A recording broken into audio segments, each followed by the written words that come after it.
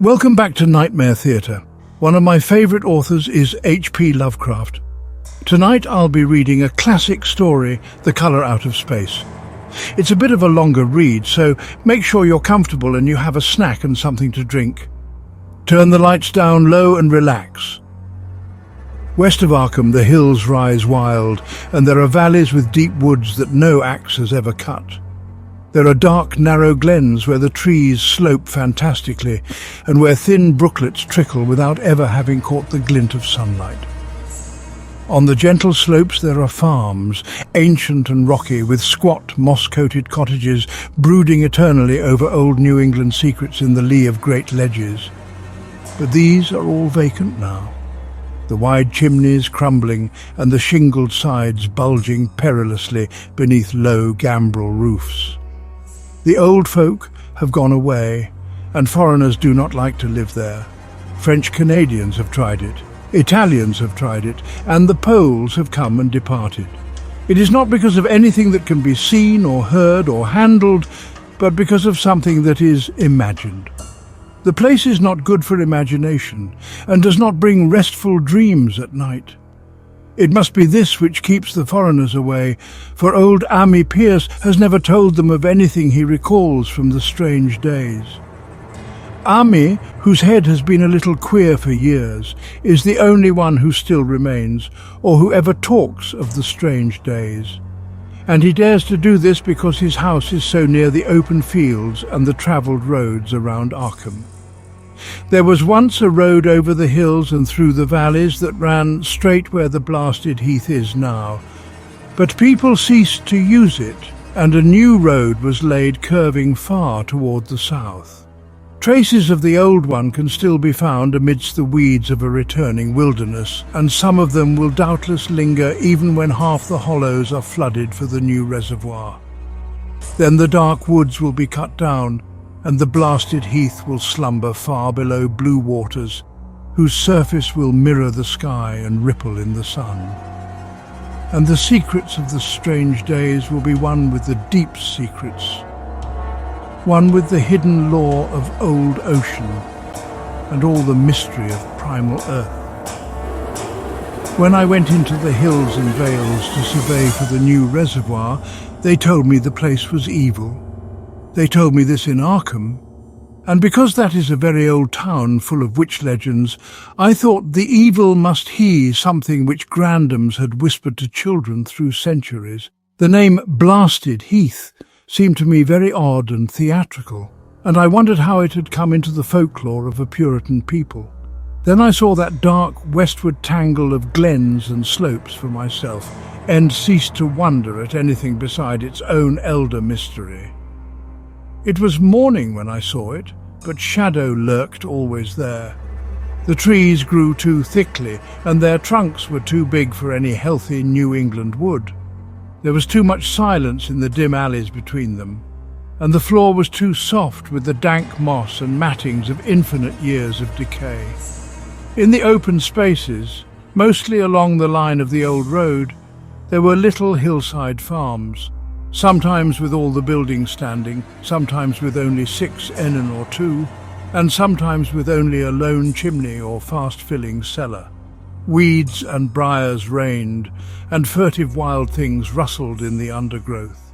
Upon everything was a haze of restlessness and oppression, a touch of the unreal and the grotesque, as if some vital element of perspective or chiaroscuro were awry. I did not wonder that the foreigners would not stay, for this was no region to sleep in. It was too much like a landscape of Salvator Rosa, too much like some forbidden woodcut in a tale of terror. But even all this was not so bad as the blasted heath. I knew it the moment I came upon it at the bottom of a spacious valley, for no other name could fit such a thing, or any other thing fit such a name. It was as if the poet had coined the phrase from having seen this one particular region. It must, I thought as I viewed it, be the outcome of a fire. But why had nothing new ever grown over these 5 acres of grey desolation that sprawled open to the sky like a great spot eaten by acid in the woods and fields? It lay largely to the north of the ancient road line, but encroached a little on the other side. I felt an odd reluctance about approaching, and did so at last, only because my business took me through and past it. There was no vegetation of any kind on that broad expanse, but only a fine grey dust or ash which no wind seemed ever to blow about. The trees near it were sickly and stunted, and many dead trunks stood or lay rotting at the rim. As I walked hurriedly by, I saw the tumbled bricks and stones of an old chimney and cellar on my right, and the yawning black maw of an abandoned well whose stagnant vapours played strange tricks with the hues of the sunlight. Even the long, dark woodland climb beyond seemed welcome in contrast, and I marvelled no more at the frightened whispers of Arkham people. There had been no house or ruin near. Even in the old days the place must have been lonely and remote. And at twilight, dreading to repass that ominous spot, I walked circuitously back to the town by the curious road on the south. I vaguely wished some clouds would gather, for an odd timidity about the deep ski voids above had crept into my soul. In the evening, I asked old people in Arkham about the blasted heath, and what was meant by that phrase "strange days" which so many evasively muttered. I could not, however, get any good answers, one except that all the mystery was much more recent than I had dreamed. It was not a matter of old legendary at all, but something within the lifetime of those who spoke. It had happened in the 80s, and a family had disappeared or was killed. Speakers would not be exact, and because they all told me to pay no attention to old Army Pierce's crazy tales, I sought him out the next morning, having heard that he lived alone in the ancient tottering cottage where the trees first begin to get very thick. It was a fearsomely ancient place, and had begun to exude the faint miasmal odour which clings about houses that have stood too long. Only with persistent knocking could I rouse the aged man, and when he shuffled timidly to the door, could tell he was not glad to see me. He was not so feeble as I had expected, but his eyes drooped in a curious way, and his unkempt clothing and white beard made him seem very worn and dismal. Not knowing just how he could best be launched on his tales, I feigned a matter of business, told him of my surveying, and asked vague questions about the district. He was far brighter and more educated than I had been led to think, and before I knew it had grunped quite as much of the subject as any man I had talked with in Arkham. He was not like other rustics I bad known in the sections where reservoirs were to be.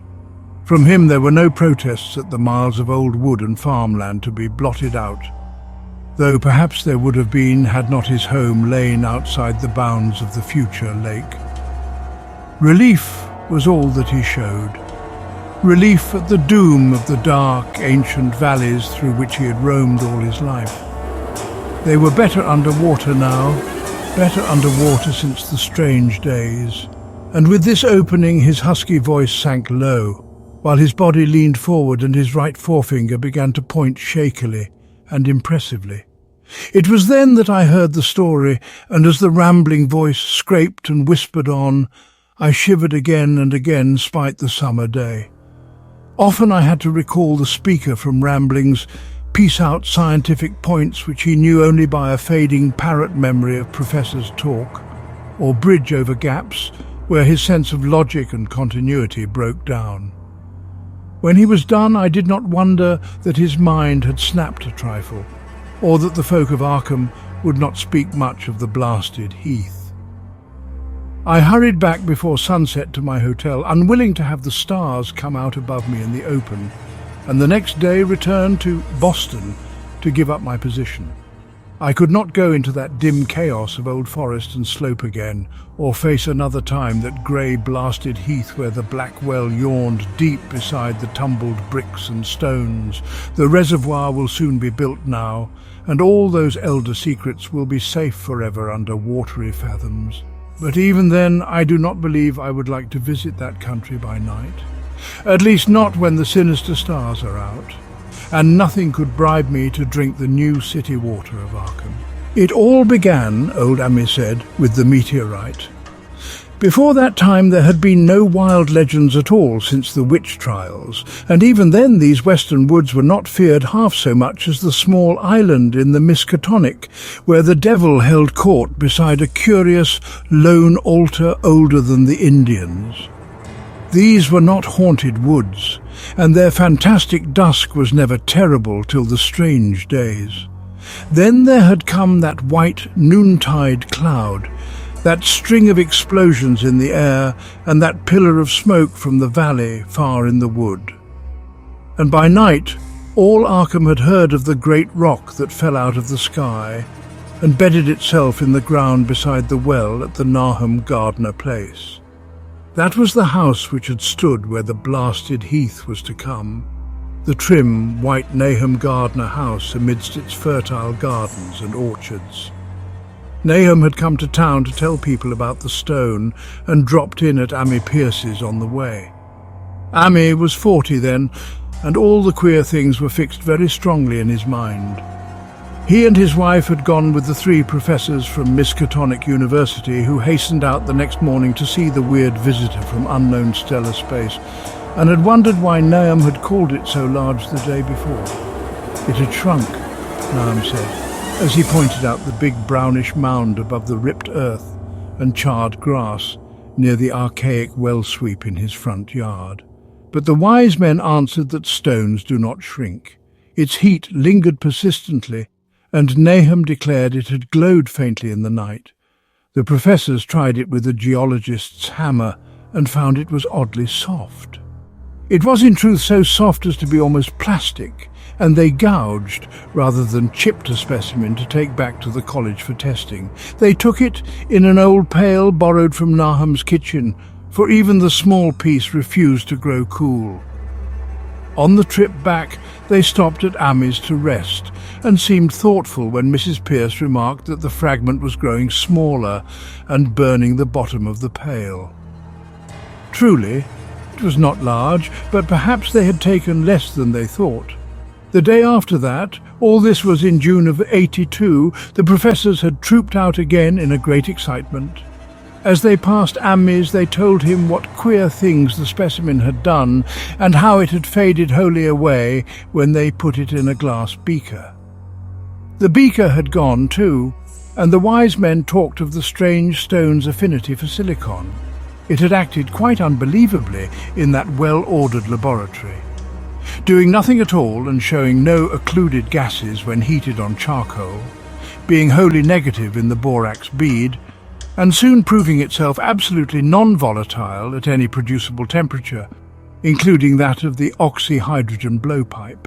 On an anvil it appeared highly malleable, and in the dark its luminosity was very marked.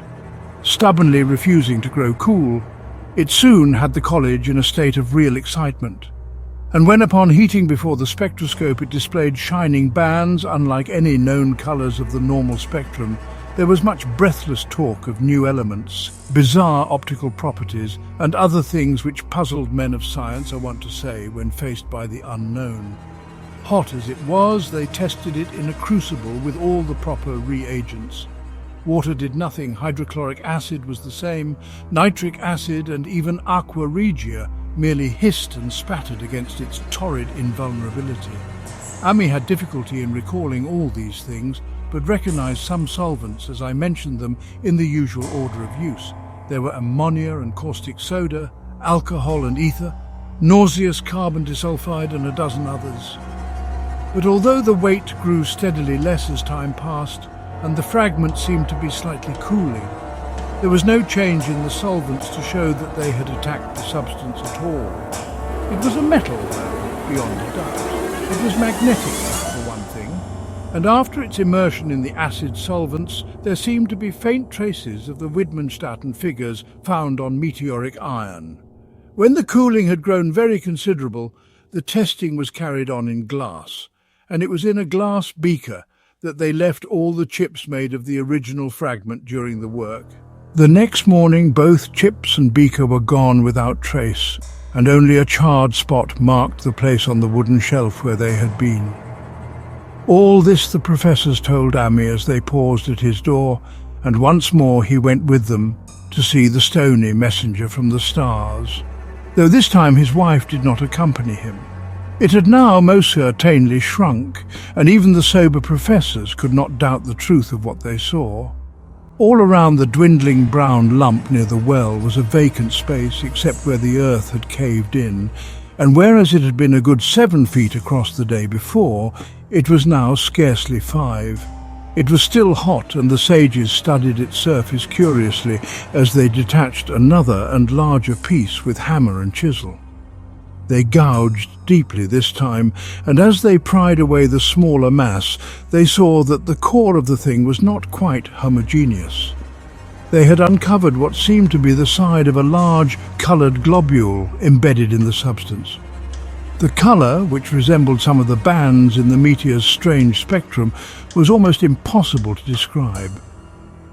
And it was only by analogy that they called it colour at all. Its texture was glossy, and upon tapping, it appeared to promise both brittleness and hollowness. One of the professors gave it a smart blow with a hammer, and it burst with a nervous little pop. Nothing was emitted, and all trace of the thing vanished with the puncturing. It left behind a hollow, spherical space about 3 inches across, and all thought it probable that others would be discovered as the enclosing substance wasted away. Conjecture was vain, so after a futile attempt to find additional globules by drilling, the seekers left again with their new specimen, which proved, however, as baffling in the laboratory as its predecessor. Aside from being almost plastic, having heat, magnetism and slight luminosity, cooling slightly in powerful acids, possessing an unknown spectrum, wasting away in air, and attacking silicon compounds with mutual destruction as a result, it presented no identifying features whatsoever, and at the end of the tests, the college scientists were forced to own that they could not place it. It was nothing of this earth, but a piece of the great outside, and as such, dowered with outside properties and obedient to outside laws. That night there was a thunderstorm, and when the professors went out to Nahum's the next day, they met with a bitter disappointment. The stone, magnetic as it had been, must have had some peculiar electrical property, for it had drawn the lightning, as Nahum said, with a singular persistence. 6 times within an hour the farmer saw the lightning strike the furrow in the front yard, and when the storm was over nothing remained but a ragged pit by the ancient well sweep, half choked with a caved-in earth. Digging had borne no fruit, and the scientists verified the fact of the utter vanishment. The failure was total, so that nothing was left to do but go back to the laboratory and test again the disappearing fragment left carefully cased in lead. That fragment lasted a week, at the end of which nothing of value had been learned of it. When it had gone, no residue was left behind, and in time the professors felt scarcely sure they had indeed seen, with waking eyes, that cryptic vestige of the fathomless gulfs outside. That lone, weird message from other universes and other realms of matter, force and entity. As was natural, the Arkham papers made much of the incident with its collegiate sponsoring, and sent reporters to talk with Nahum Gardner and his family. At least one Boston daily also sent a scribe, and Nahum quickly became a kind of local celebrity. He was a lean, genial person of about 50, living with his wife and 3 sons on the pleasant farmstead in the valley. He and Ami exchanged visits frequently, as did their wives, and Ami had nothing but praise for him after all these years. He seemed slightly proud of the notice his place had attracted, and talked often of the meteorite in the succeeding weeks. That July and August were hot, and Nahum worked hard at his haying in the 10-acre pasture across Chapman's Brook, his rattling wain wearing deep ruts in the shadowy lanes between. The labour tired him more than it had in other years, and he felt that age was beginning to tell on him. Then fell the time of fruit and harvest. The pears and apples slowly ripened, and Nahum vowed that his orchards were prospering as never before. The fruit, was growing to phenomenal size and unwanted gloss, and in such abundance that extra barrels were ordered to handle the future crop. But with the ripening came sore disappointment, for of all that gorgeous array of specious lusciousness, not one single jot was fit to eat. Into the fine flavour of the pears and apples had crept a stealthy bitterness and sickishness, so that even the smallest bites induced a lasting disgust. It was the same with the melons and tomatoes, and Nahum sadly saw that his entire crop was lost. Quick to connect events, he declared that the meteorite had poisoned the soil, and thanked heaven that most of the other crops were in the upland lot along the road. Winter came early and was very cold. Ami saw Nahum less often than usual and observed that he had begun to look worried. The rest of his family, too, seemed to have grown taciturn and were far from steady in their church-going or their attendance at the various social events of the countryside. For this reserve or melancholy, no cause could be found, though all the household confessed now and then to poorer health and a feeling of vague disquiet. Nahum himself gave the most definite statement of anyone when he said he was disturbed about certain footprints in the snow. They were the usual winter prints of red squirrels, white rabbits and foxes, but the brooding farmer professed to see something not quite right about their nature and arrangement.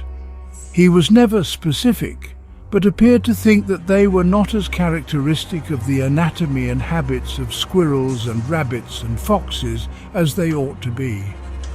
Ami listened without interest to this talk until one night when he drove past Nahum's house in his sleigh on the way back from Clark's Cummer. There had been a moon, and a rabbit had run across the road, and the leaps of that rabbit were longer than either Ami or his horse liked. The latter, indeed, had almost run away when brought up by a firm rein. Thereafter Ami gave Nahum's tales more respect, and wondered why the gardener dog seemed so cowed and quivering every morning. They had, it developed, nearly lost the spirit to bark. In February, the McGregor boys from Meadow Hill were out shooting woodchucks, and not far from the gardener place bagged a very peculiar specimen. The proportions of its body seemed slightly altered in a queer way impossible to describe, while its face had taken on an expression which no one ever saw in a woodchuck before. The boys were genuinely frightened, and threw the thing away at once, so that only their grotesque tales of it ever reached the people of the countryside. But the shying of horses near Nahum's house had now become an acknowledged thing, and all the basis for a cycle of whispered legend was fast taking form. People vowed that the snow melted faster around Nahum's than it did anywhere else, and early in March there was an awed discussion in Potter's General Store at Clark's Corners. Stephen Rice had driven past gardeners in the morning and had noticed the skunk cabbages coming up through the mud by the woods across the road. Never were things of such size seen before, and they held strange colours that could not be put into any words. Their shapes were monstrous, and the horse had snorted at an odour which struck Stephen as wholly unprecedented. That afternoon several persons drove past to see the abnormal growth, and all agreed that plants of that kind ought never to sprout in a healthy world. The bad fruit of the fall before was freely mentioned, and it went from mouth to mouth that there was poison in Nahum's ground. Of course it was the meteorite, and remembering how strange the men from the college had found that stone to be, several farmers spoke about the matter to them. One day they paid Nahum a visit, but having no love of wild tales and folklore, were very conservative in what they inferred. The plants were certainly odd, but all skunk cabbages are more or less odd in shape and hue. Perhaps some mineral element from the stone had entered the soil, but it would soon be washed away. And as for the footprints and frightened horses, of course this was mere country talk, which such a phenomenon as the aerolite would be certain to start. There was really nothing for serious men to do in cases of wild gossip. For superstitious rustics will say and believe anything. And so all through the strange days the professors stayed away in contempt. Only one of them, when given 2 files of dust for analysis in a police job over a year and a half later, recalled that the queer colour of that skunk cabbage had been very like one of the anomalous bands of light shown by the meteor fragment in the college spectroscope, and like the brittle globule found embedded in the stone from the abyss. The samples in this analysis case gave the same odd bands at first, though later they lost the property. The trees budded prematurely around Nahum's, and at night they swayed ominously in the wind. Nahum's second son, Thaddeus, a lad of 15, swore that they swayed also when there was no wind. But even the gossips would not credit this. Certainly, however, restlessness was in the air.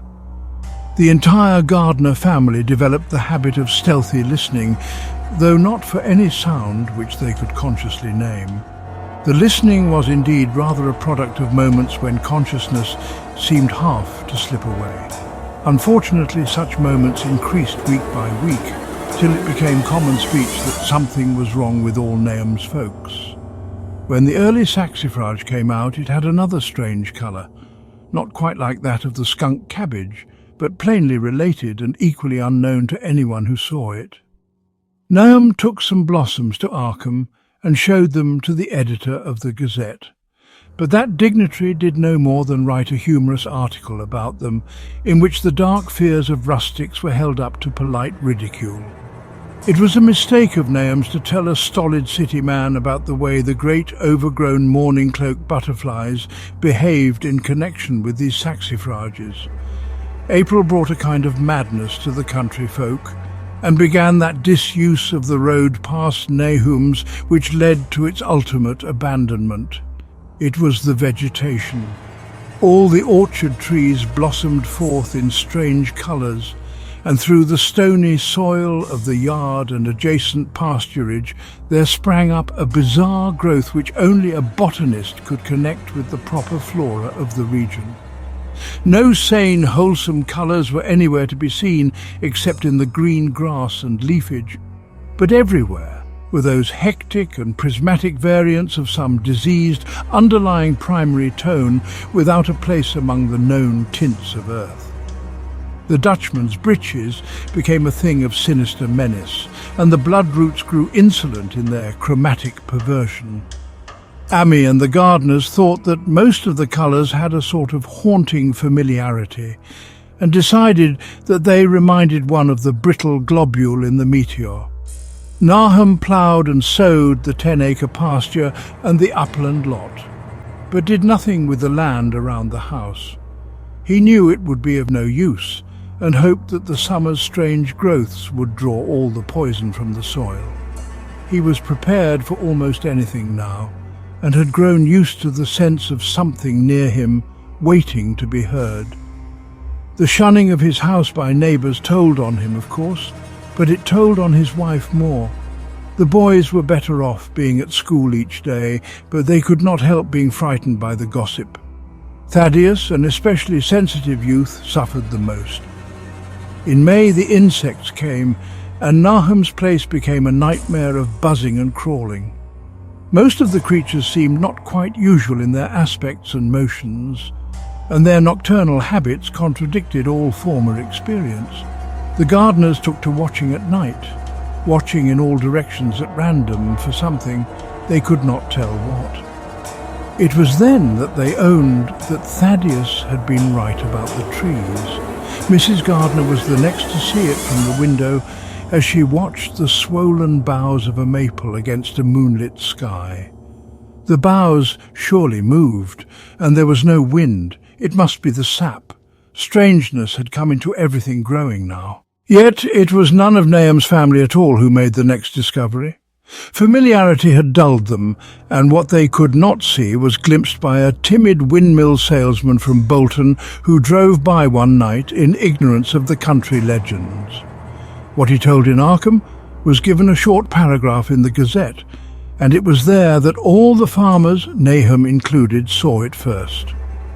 The night had been dark and the buggy lamps faint, but around a farm in the valley which everyone knew from the account must be Naam's, the darkness had been less thick.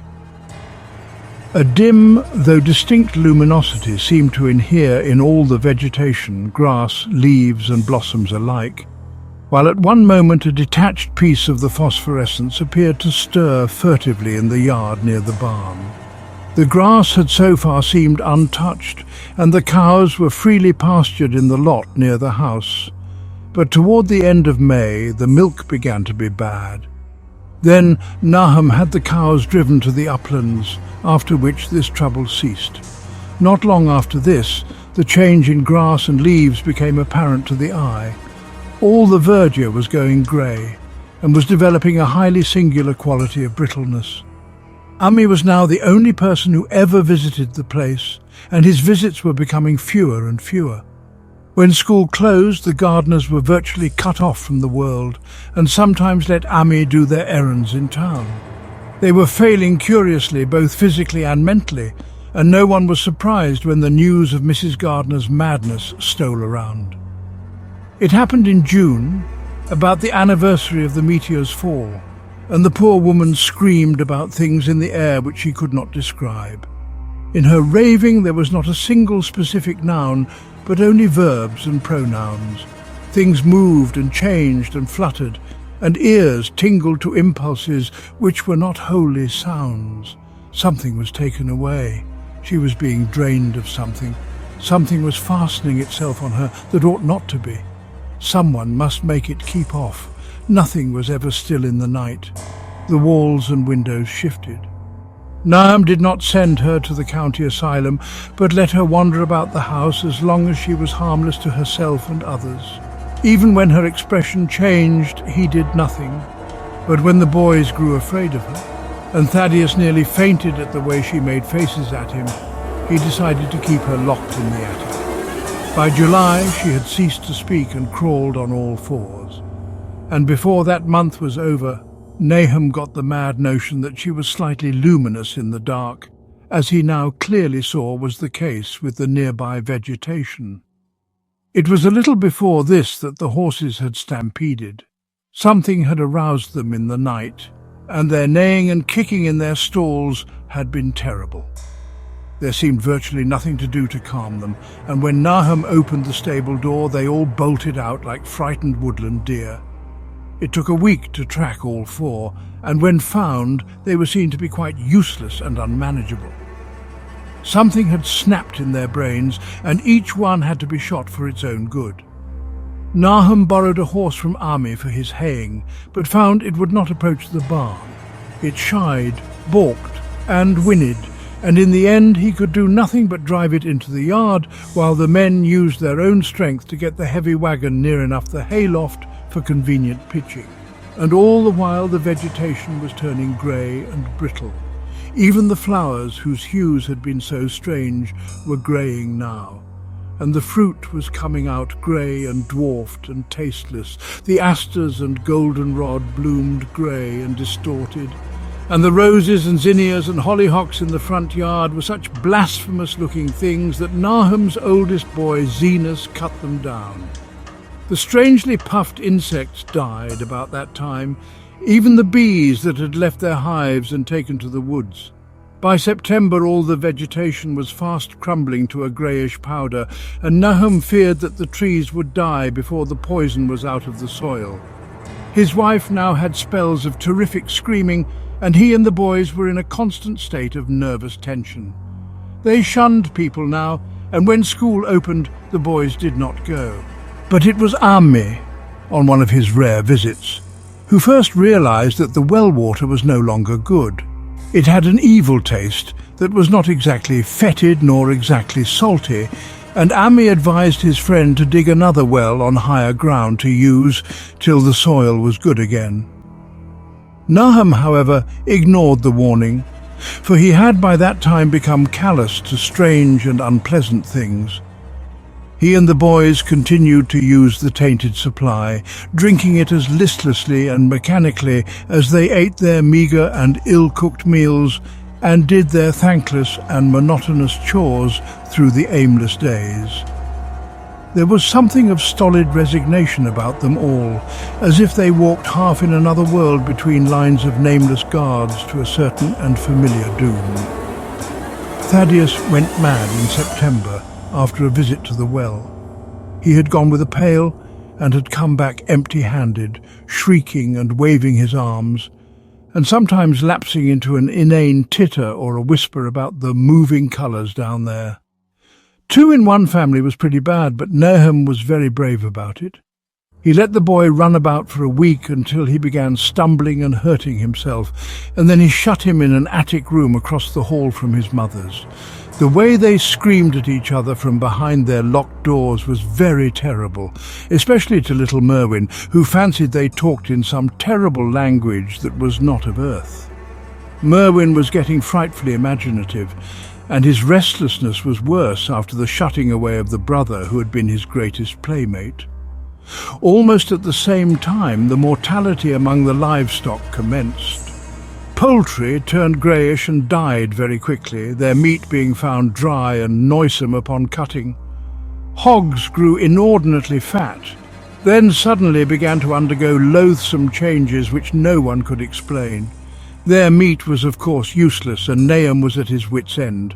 No rural veterinary would approach his place, and the city veterinary from Arkham was openly baffled. The swine began growing grey and brittle and falling to pieces before they died, and their eyes and muzzles developed singular alterations. It was very inexplicable, for they had never been fed from the tainted vegetation. Then something struck the cows.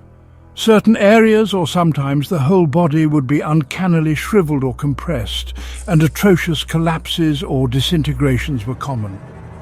In the last stages, and death was always the result, there would be a greying and turning brittle like that which beset the hogs. There could be no question of poison, for all the cases occurred in a locked and undisturbed barn. No bites of prowling things could have brought the virus, for what live beast of earth can pass through solid obstacles? It must be only natural disease, yet what disease could wreak such results was beyond any mind's guessing. When the harvest came, there was not an animal surviving on the place, for the stock and poultry were dead and the dogs had run away. These dogs, 3 in number, had all vanished one night and were never heard of again. The 5 cats had left some time before, but their going was scarcely noticed, since there now seemed to be no mice, and only Mrs. Gardner had made pets of the graceful felines.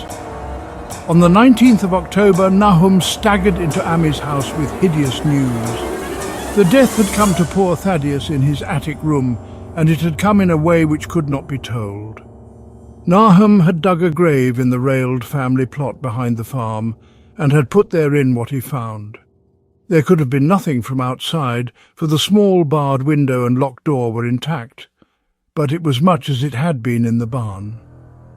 Ami and his wife consoled the stricken man as best they could, but shuddered as they did so. Stark terror seemed to cling round the gardeners and all they touched, and the very presence of one in the house was a breath from regions unnamed and unnameable.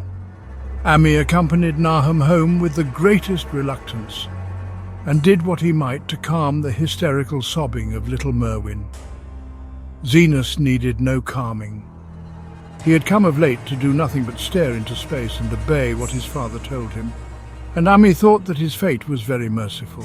Now and then Merwin's screams were answered faintly from the attic, and in response to an inquiring look, Nahum said that his wife was getting very feeble.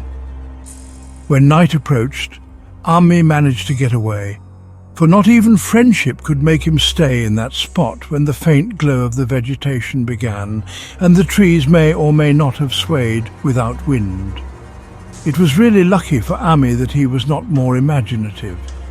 Even as things were, his mind was bent ever so slightly, but had he been able to connect and reflect upon all the portents around him, he must inevitably have turned a total maniac.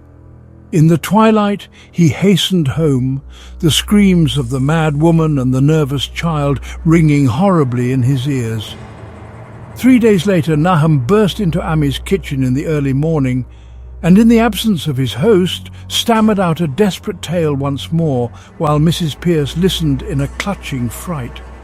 It was little Merwin this time. He was gone. He had gone out late at night with a lantern and pail for water, and had never come back. He'd been going to pieces for days and hardly knew what he was about. Screamed at everything. There had been a frantic shriek from the yard then, but before the father could get to the door, the boy was gone. There was no glow from the lantern he had taken, and of the child himself no trace. At the time, Nahum thought the lantern and pail were gone too. But when dawn came, and the man had plodded back from his all-night search of the woods and fields, he had found some very curious things near the well. There was a crushed and apparently somewhat melted mass of iron which had certainly been the lantern, while a bent handle and twisted iron hoops beside it, both half-fused, seemed to hint at the remnants of the pail. That was all. Nahum was past imagining Mrs. Pierce was blank, and Ami, when he had reached home and heard the tale, could give no guess. Merwin was gone, and there would be no use in telling the people around, who shunned all gardeners now. No use either in telling the city people at Arkham, who laughed at everything. Thad was gone, and now Merwin was gone. Something was creeping and waiting to be seen and heard. Nahum would go soon, and he wanted Ami to look after his wife and Zenas if they survived him. It must all be a judgment of some sort, though he could not fancy what for, since he had always walked uprightly in the Lord's ways so far as he knew. For over 2 weeks, Ami saw nothing of Nahum, and then, worried about what might have happened, he overcame his fears and paid the gardener place a visit. There was no smoke from the great chimney, and for a moment the visitor was apprehensive of the worst. The aspect of the whole farm was shocking. Greyish, withered grass and leaves on the ground, vines falling in brittle wreckage from archaic walls and gables, and great bare trees clawing up at the grey November sky with a studied malevolence which Ami could not but feel had come from some subtle change in the tilt of the branches. But Nahum was alive after all. He was weak and lying on a couch in the low sealed kitchen, but perfectly conscious and able to give simple orders to Zenas. The room was deadly cold, and as Ami visibly shivered, the host shouted huskily to Zenas for more wood. Wood indeed was sorely needed, since the cavernous fireplace was unlit and empty, with a cloud of soot blowing about in the chill wind that came down the chimney. Presently Nahum asked him if the extra wood had made him any more comfortable, and then Ami saw what had happened. The stoutest cord had broken at last, and the hapless farmer's mind was proof against more sorrow. Questioning tactfully, Ami could get no clear data at all about the missing Zenas. "In the well? He lives in the well?" was all that the clouded father would say. Then there flashed across the visitor's mind a sudden thought of the mad wife, and he changed his line of inquiry. "Nabby? Why, here she is," was the surprised response of poor Nahum, and Ami soon saw that he must search for himself. Leaving the harmless babbler on the couch, he took the keys from their nail beside the door and climbed the creaking stairs to the attic. It was very close and noisome up there, and no sound could be heard from any direction. Of the 4 doors in sight, only one was locked, and on this he tried various keys of the ring he had taken. The 3rd key proved the right one, and after some fumbling, Ami threw open the low white door. It was quite dark inside, for the window was small and half obscured by the crude wooden bars, and Ami could see nothing at all on the wide planked floor. The stench was beyond enduring, and before proceeding further, he had to retreat to another room and return with his lungs filled with breathable air. When he did enter, he saw something dark in the corner, and upon seeing it more clearly, he screamed outright. While he screamed, he thought a momentary cloud eclipsed the window, and a second later he felt himself brushed as if by some hateful current of vapour. Strange colours danced before his eyes, and had not a present horror numbed him, he would have thought of the globule in the meteor that the geologist's hammer had shattered, and of the morbid vegetation that had sprouted in the spring. As it was, he thought only of the blasphemous monstrosity which confronted him, and which all too clearly had shared the nameless fate of young Thaddeus and the livestock. But the terrible thing about the horror was that it very slowly and perceptibly moved as it continued to crumble. Ami would give me no added particulars of this scene, but the shape in the comer does not reappear in his tale as a moving object.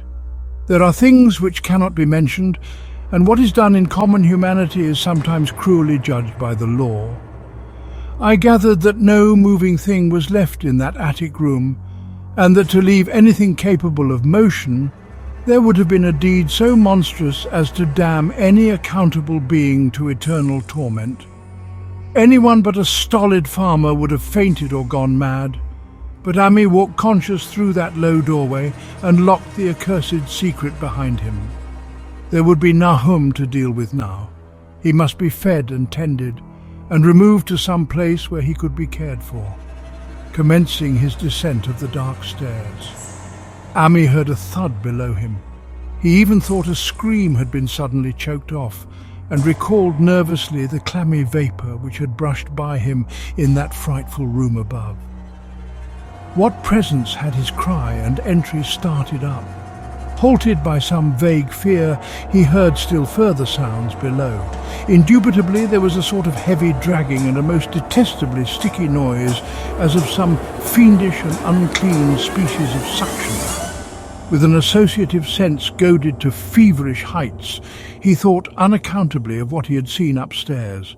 Good God, what eldritch dream world was this into which he had blundered? He dared move neither backward nor forward, but stood there trembling at the black curve of the boxed-in staircase. Every trifle of the scene burned itself into his brain. The sounds, the sense of dread expectancy, the darkness, the steepness of the narrow step, and merciful heaven. The faint but unmistakable luminosity of all the woodwork in sight, steps, sides, exposed laths and beams alike. Then there burst forth a frantic whinny from Ami's horse outside, followed at once by a clatter which told of a frenzied runaway. In another moment, horse and buggy had gone beyond earshot, leaving the frightened man on the dark stairs to guess what had sent them. But that was not all. There had been another sound out there, a sort of liquid splash. Water? It must have been the well. He had left Hero untied near it, and a buggy wheel must have brushed the coping and knocked in a stone, and still the pale phosphorescence glowed in that detestably ancient woodwork. God, how old the house was! Most of it built before 1670, and the gambrel roof no later than 1730. A feeble scratching on the floor downstairs now sounded distinctly, and Ami's grip tightened on a heavy stick he had picked up in the attic for some purpose. Slowly nerving himself, he finished his descent and walked boldly toward the kitchen. But he did not complete the walk because what he sought was no longer there. It had come to meet him, and it was still alive after a fashion. Whether it had crawled or whether it had been dragged by any external forces, Ami could not say, but the death had been at it. Everything had happened in the last half hour, but collapse, greying and disintegration were already far advanced. There was a horrible brittleness, and dry fragments were scaling off. Ami could not touch it, but looked horrifiedly into the distorted parody that had been a face. "What was it, Nahum? What was it?" he whispered, and the cleft, bulging lips were just able to crackle out a final answer. Nothing. The colour. It burns. Cold and wet, but it burns. It lived in the well. I seen it, a kind of smoke, just like the flowers last spring. The well shone at night. Thad and Merwin and Zenas, everything alive, ate, sucking the life out of everything. In that stone. It must have come in that stone, pisoned the whole place. Don't know what it wants. That round thing, them men from the college dug out in the stone. They smashed it. It was the same colour, just the same, like the flowers and plants. Must have been more of them. Seeds, they growed. I seen it the first time this week. Must have got strong on Zenas. He was a big boy, full of life. It beats down your mind and then gets you, burns you up, in the well water. You was right about that. Evil water. Zenas never come back from the well. Can't get away. Draws you. You know summat's coming, but 'tain't no use. I seen it, time and again sank. Zenas was took. Where's Nabby, Ammy? My head's no good. Don't know how long since I fed her. It'll get her if we ain't careful. Just a colour. Her face is getting to have that colour sometimes towards night. And it burns and sucks. It come from some place where things ain't as they is here. One of them professors said so. He was right. Look out, Ammy, it'll do suthin more. Sucks the life out. But that was all. That which spoke could speak no more because it had completely caved in. Ammy laid a red checked tablecloth over what was left and reeled out the back door into the fields. He climbed the slope to the 10-acre pasture and stumbled home by the north road and the woods. He could not pass that well from which his horses had run away. He had looked at it through the window and had seen that no stone was missing from the rim. Then the lurching buggy had not dislodged anything after all. The splash had been something else, something which went into the well after it had done with poor Nahum. When Ammy reached his house, the horses and buggy had arrived before him and thrown his wife into fits of anxiety. Reassuring her without explanations, he set out at once for Arkham and notified the authorities that the Gardner family was no more. He indulged in no details, but merely told of the deaths of Nahum and Nabby, that of Thaddeus being already known, and mentioned that the cause seemed to be the same strange ailment which had killed the livestock. He also stated that Merwin and Zenas had disappeared. There was considerable questioning at the police station, and in the end Ammy was compelled to take 3 officers to the Gardner farm, together with the coroner, the medical examiner, and the veterinary who had treated the diseased animals. He went much against his will, for the afternoon was advancing, and he feared the fall of night over that accursed place. But it was some comfort to have so many people with him. The 6 men drove out in a Democrat wagon, following Ammy's buggy, and arrived at the pest-ridden farmhouse about 4 o'clock. Used as the officers were to gruesome experiences, not one remained unmoved at what was found in the attic and under the red checked tablecloth on the floor below. The whole aspect of the farm, with its grey desolation, was terrible enough, but those 2 crumbling objects were beyond all bounds. No one could look long at them, and even the medical examiner admitted that there was very little to examine. Specimens could be analysed, of course, so he busied himself in obtaining them. And here it develops that a very puzzling aftermath occurred at the college laboratory where the 2 files of dust were finally taken. Under the spectroscope, both samples gave off an unknown spectrum, in which many of the baffling bands were precisely like those which the strange meteor had yielded in the previous year. The property of emitting this spectrum vanished in a month, the dust thereafter consisting mainly of alkaline phosphates and carbonates. Ammy would not have told the men about the well if he had thought they meant to do anything then and there. It was getting toward sunset, and he was anxious to be away, but he could not help glancing nervously at the stony curb by the great sweep, And when a detective questioned him, he admitted that Nahum had feared something down there so much so that he had never even thought of searching it for Merwin or Zenas. After that, nothing would do but that they empty and explore the well immediately, so Ami had to wait trembling while pail after pail of rank water was hauled up and splashed on the soaking ground outside. The men sniffed in disgust at the fluid, and toward the last held their noses against the fetor they were uncovering. It was not so long a job as they had feared it would be, since the water was phenomenally low. There is no need to speak too exactly of what they found. Merwin and Zenas were both there in part, though the vestiges were mainly skeletal. There were also a small deer and a large dog in about the same state, and a number of bones of small animals.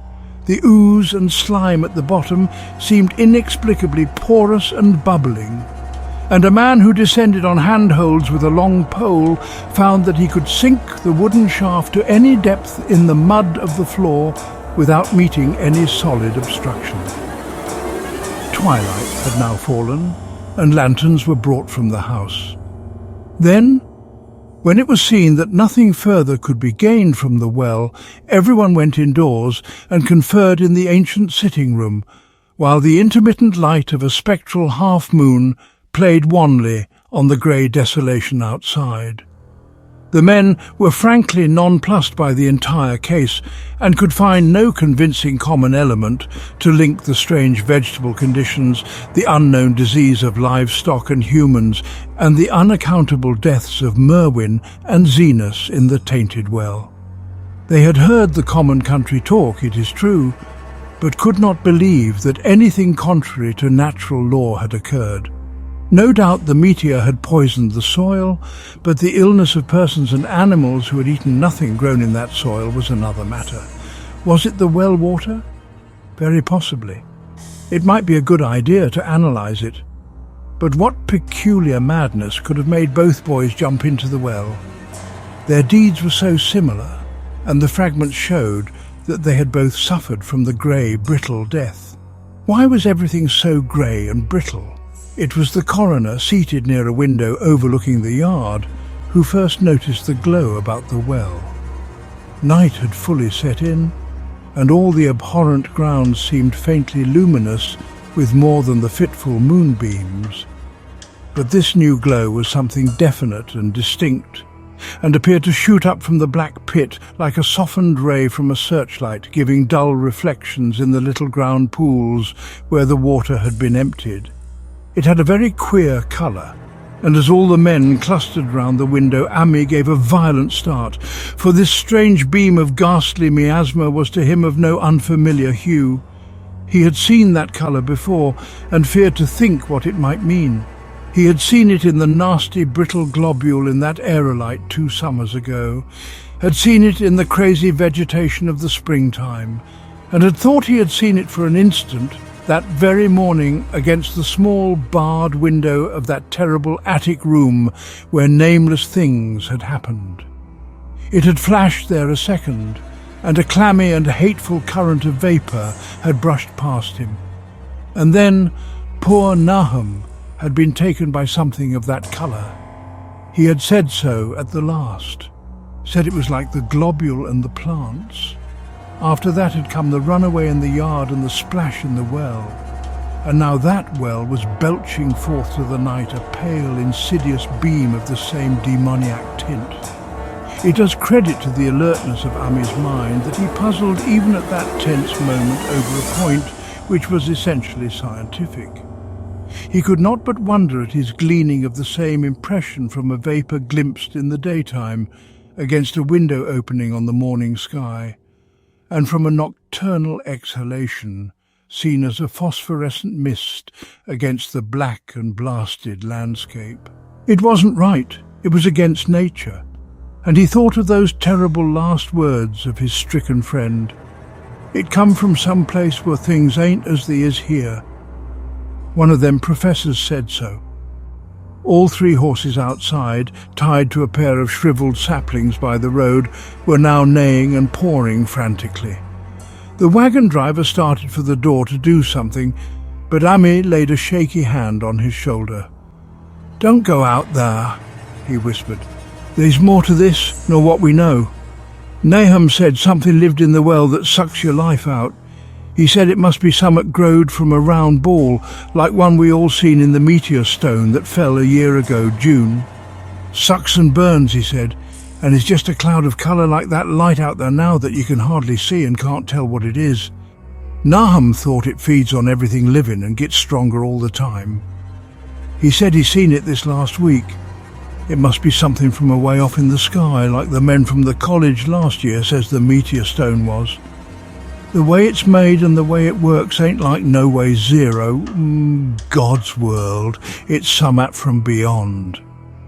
So the men paused indecisively as the light from the well grew stronger and the hitched horses pawed and whinnied in increasing frenzy. It was truly an awful moment. With terror in that ancient and accursed house itself, 4 monstrous sets of fragments, 2 from the house and 2 from the well, in the woodshed behind, and that shaft of unknown and unholy iridescence from the slimy depths in front. Ami had restrained the driver on impulse, forgetting how uninjured he himself was after the clammy brushing of that coloured vapour in the attic room, but perhaps it is just as well that he acted as he did. No one will ever know what was abroad that night, and though the blasphemy from beyond had not so far hurt any human of unweakened mind, there is no telling what it might not have done at that last moment. And with its seemingly increased strength and the special signs of purpose it was soon to display beneath the half-clouded moonlit sky. All at once, one of the detectives at the window gave a short, sharp gasp. The others looked at him, and then quickly followed his own gaze upward to the point at which its idle straying had been suddenly arrested. There was no need for words. What had been disputed in country gossip was disputable no longer, and it is because of the thing which every man of that party agreed in whispering later on, that the strange days are never talked about in Arkham. It is necessary to premise that there was no wind at that hour of the evening. One did arise not long afterward, but there was absolutely none then. Even the dry tips of the lingering hedge mustard, grey and blighted, and the fringe on the roof of the standing Democrat wagon were unstirred. And yet amid that tense, godless calm, the high, bare boughs of all the trees in the yard were moving. They were twitching morbidly and spasmodically, clawing in convulsive and epileptic madness at the moonlit clouds, scratching impotently in the noxious air as if jerked by some allied and bodiless line of linkage, with subterrene horrors writhing and struggling below the black roots. Not a man breathed for several seconds. Then a cloud of darker depth passed over the moon, and the silhouette of clutching branches faded out momentarily. At this, there was a general cry, muffled with awe, but husky and almost identical from every throat. For the terror had not faded with the silhouette, and in a fearsome instant of deeper darkness, the watchers saw wriggling at that tree-top height 1,000 tiny points of faint and unhallowed radiance, tipping each bough like the fire of St. Elmo, or the flames that come down on the apostles' heads at Pentecost. It was a monstrous constellation of unnatural light, like a glutted swarm of corpse-fed fireflies dancing hellish sarabands over an accursed marsh, and its colour was that same nameless intrusion which Ami had come to recognise and dread. All the while, the shaft of phosphorescence from the well was getting brighter and brighter, bringing to the minds of the huddled men a sense of doom and abnormality which far outraced any image their conscious minds could form. It was no longer shining out, it was pouring out, and as the shapeless stream of unplaceable colour left the well, it seemed to flow directly into the sky. The veterinary shivered and walked to the front door to drop the heavy extra bar across it. Ami shook no less, and had to tug and point for lack of controllable voice. when he wished to draw notice to the growing luminosity of the trees. The neighing and stamping of the horses had become utterly frightful, but not a soul of that group in the old house would have ventured forth for any earthly reward.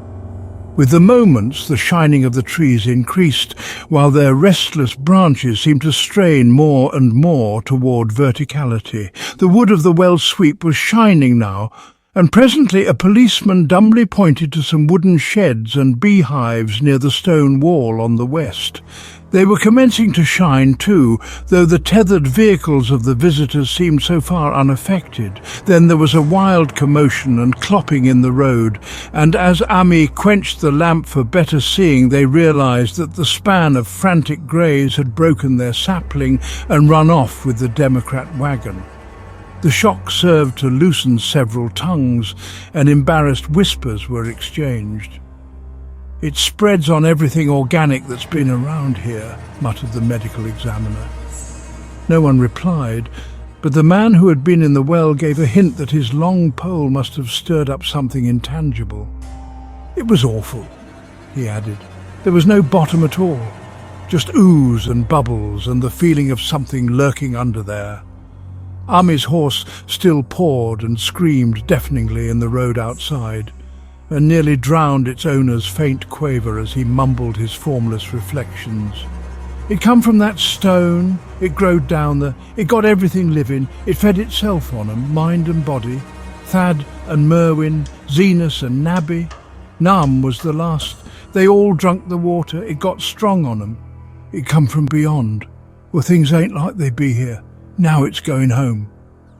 At this point, as the column of unknown colour flared suddenly stronger and began to weave itself into fantastic suggestions of shape which each spectator described differently, there came from poor tethered hero such a sound as no man before or since ever heard from a horse.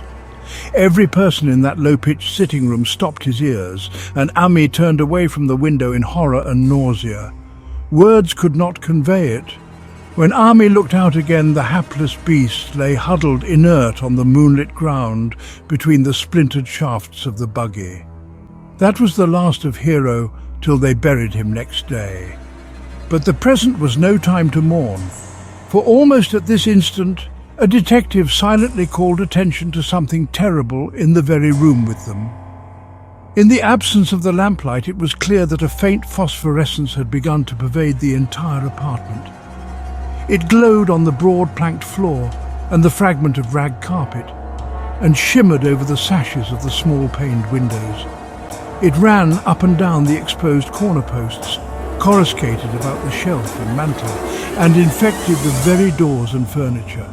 Each minute saw it strengthen, and at last it was very plain that healthy living things must leave that house. Ami showed them the back door and the path up through the fields to the 10-acre pasture. They walked and stumbled as in a dream, and did not dare look back till they were far away on the high ground. They were glad of the path, for they could not have gone the front way by that well. It was bad enough passing the glowing barn and sheds, and those shining orchard trees with their gnarled, fiendish contours, but thank heaven the branches did their worst twisting high up. The moon went under some very black clouds as they crossed the rustic bridge over Chapman's Brook, and it was blind groping from there to the open meadows. When they looked back toward the valley and the distant gardener place at the bottom, they saw a fearsome sight. At the farm was shining with the hideous, unknown blend of colour. Trees, buildings, and even such grass and herbage as had not been wholly changed to lethal grey brittleness.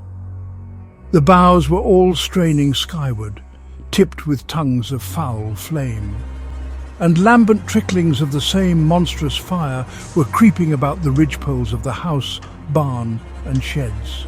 It was a scene from a vision of Fuseli, and over all the rest reigned that riot of luminous amorphousness, that alien and undimensioned rainbow of cryptic poison from the well, seething, feeling, lapping, reaching, scintillating, straining, and malignly bubbling in its cosmic and unrecognizable chromaticism. Then, without warning, the hideous thing shot vertically up toward the sky like a rocket or meteor, leaving behind no trail and disappearing through a round and curiously regular hole in the clouds before any man could gasp or cry out. No watcher can ever forget that sight, and Ami stared blankly at the stars of Cygnus, Deneb twinkling above the others, where the unknown colour had melted into the Milky Way. But his gaze was the next moment called swiftly to earth by the crackling in the valley. It was just that. Only a wooden ripping and crackling, and not an explosion, as so many others of the party vowed.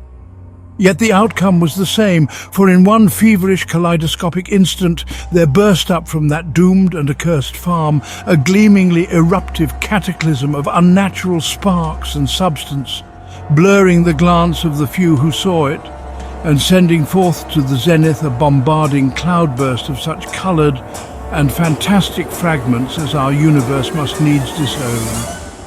Through quickly reclosing vapours they followed the great morbidity that had vanished, and in another second they had vanished too. Behind and below was only a darkness to which the men dared not return, and all about was a mounting wind which seemed to sweep down in black, frore gusts from interstellar space. It shrieked and howled and lashed the fields and distorted woods in a mad cosmic frenzy, till soon the trembling party realized it would be no use waiting for the moon to show what was left down there at Nahum's.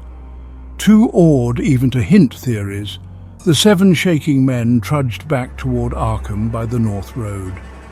Ami was worse than his fellows and begged them to see him inside his own kitchen, instead of keeping straight onto town. He did not wish to cross the blighted, wind-whipped woods alone to his home on the main road, for he had had an added shock that the others were spared, and was crushed forever with a brooding fear he dared not even mention for many years to come.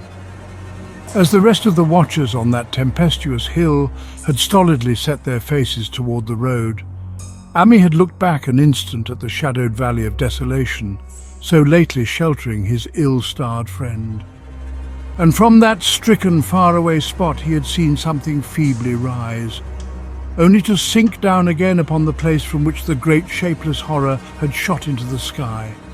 It was just a colour, but not any colour of our earth or heavens. And because Ami recognized that colour, and knew that this last faint remnant must still lurk down there in the well, he has never been quite right since. Ami would never go near the place again. It is 44 years now since the horror happened, but he has never been there, and will be glad when the new reservoir blots it out.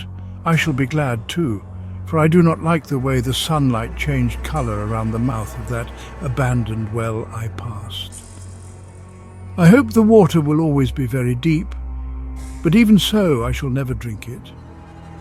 I do not think I shall visit the Arkham country hereafter. 3 of the men who had been with Ami returned the next morning to see the ruins by daylight, but there were not any real ruins, only the bricks of the chimney, the stones of the cellar, some mineral and metallic litter here and there, and the rim of that nefandous well.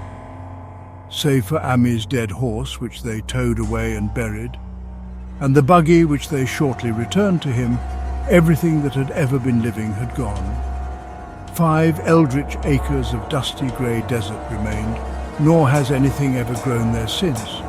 To this day it sprawls open to the sky like a great spot eaten by acid in the woods and fields, and the few who have ever dared glimpse it in spite of the rural tales have named it the Blasted Heath. The rural tales are queer. They might be even queerer if city men and college chemists could be interested enough to analyse the water from that disused well, or the grey dust that no wind seems to disperse. Botanists, too, ought to study the stunted flora on the borders of that spot, for they might shed light on the country notion that the blight is spreading, little by little, perhaps an inch a year. People say the colour of the neighbouring herbage is not quite right in the spring, and that wild things leave queer prints in the light winter snow. Snow never seems quite so heavy on the Blasted Heath as it is elsewhere. Horses, the few that are left in this motor age, grow skittish in the silent valley, and hunters cannot depend on their dogs too near the splotch of greyish dust. They say the mental influences are very bad too.